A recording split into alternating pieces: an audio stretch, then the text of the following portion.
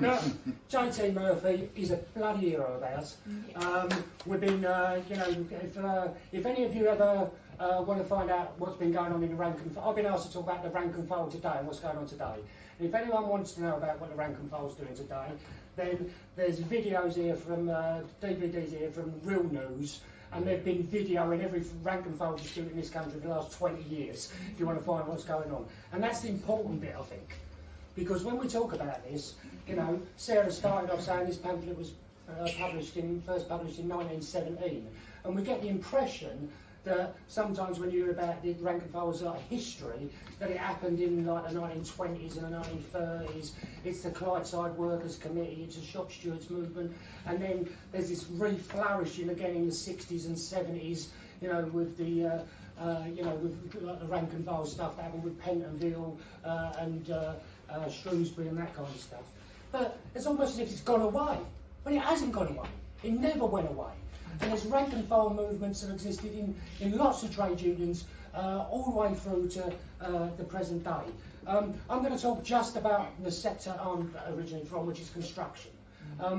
In the 1960s and 70s, there was a huge rank and file group called the Building Workers' Charter. Everyone's heard about the Shrewsbury pickets being sent to prison, and this year, in fact last year, being released, you know, not released, but having their conviction overturned.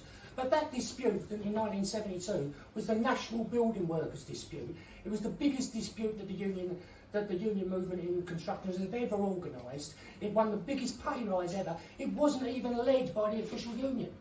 It was led by a group called the Building Workers' Charter, which was brought together activists and stewards from loads of different sites, driven by leaders with a political outlook, and they were the people who led the dispute. And the official union, UCAT, caught up after people had been out on strike up and down the country for weeks. They caught up. In the 1980s, there was a group called the Building Workers' Charter, which organised disputes all across London and the South East. They had one dispute where they had a High Court injunction against them for a picket in the British Library.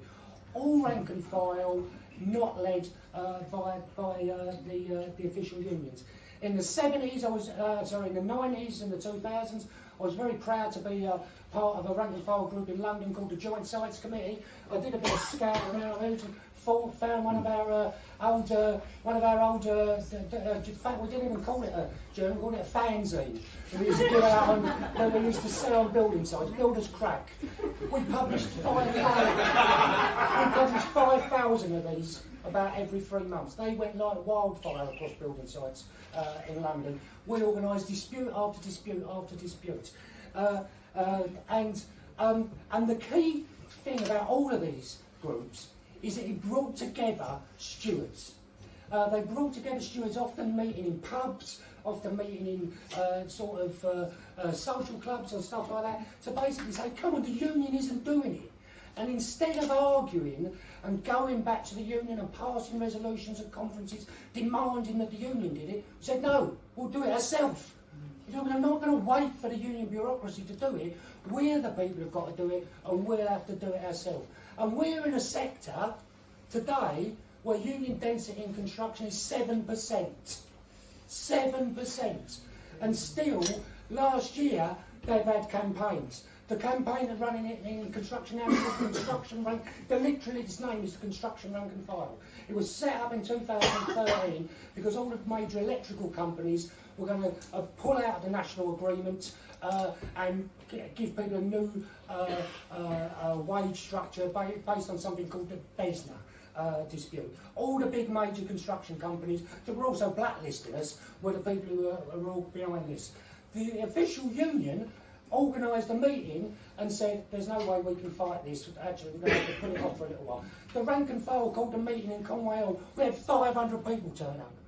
500 people turn up, and literally the week after we started picketing, we had literally, if there's videos, Sean was literally there videoing it from Real News.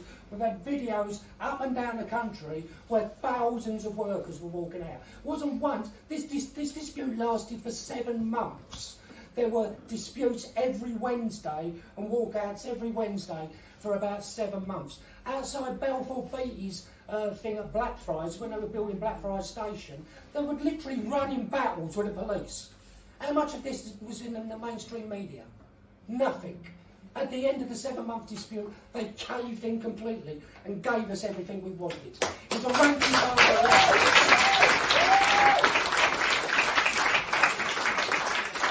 That sounds like it's 10 years ago. Last year, on Hinkley Point, the biggest construction site anywhere in Europe at the moment, where they're building that massive nuclear power station, the construction companies there tried to introduce a new training scheme down there for something called an electrical support operative. It was a 4-week course, and at the end of 4 weeks training course, on the building site, you was allowed to do virtually everything an electrician could do, other than do the last connection to the junction box. Officially, someone officially from one of the unions had actually signed this thing off. The rank and file said, we're not having that. We're not having that. We literally occupied building sites up and down the country. We went to their head offices and occupied their head offices. When we found out that one of the companies, NG Bailey's, had a contract in the atomic weapons establishment, we closed down the UK atomic weapons establishment.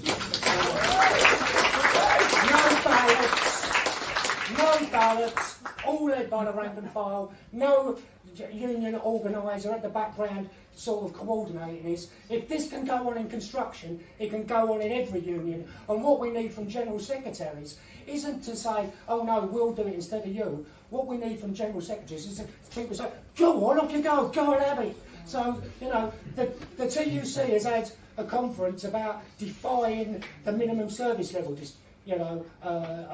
Act has gone through. Yes, okay, we can talk about it. Blimey, we're talking about going to court, heaven help us. Going to court. What we need is action, and action from below. Thank you.